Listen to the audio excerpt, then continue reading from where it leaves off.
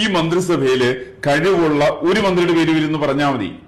അത് മുഹമ്മദ് റിയാസ് ആയാലും കൊള്ളാം, വീണ ജോർജ് ആയാലും കൊള്ളാം, ശിവൻകുട്ടി ആയാലും കൊള്ളാം, ബിന്ദു ടീച്ചർ ആണെങ്കിലും കൊള്ളാം, ബാലഗോപാലനാണെങ്കിലും കൊള്ളാം. ഈ പറയുന്ന ആളുകളിൽ ഒരു മന്ത്രി പോലും കഴിവുള്ള മന്ത്രിയില്ല. മറിച്ച് നമ്മളൊന്ന് ആലോചിച്ചു, പിണറായി വിജയൻ ഒന്നാമത്തെ സർക്കാരിലെ മന്ത്രിമാരുടെ പേരുകളൊന്ന് എടുത്തു നോക്ക്.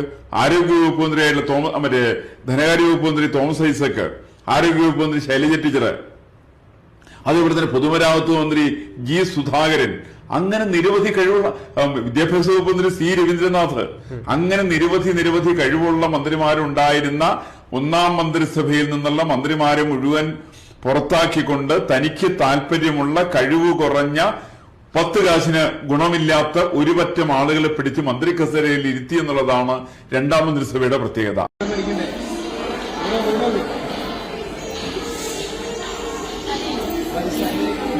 കൊള്ളാൻ ഇങ്ങോട്ട് നോക്കിയിട്ട്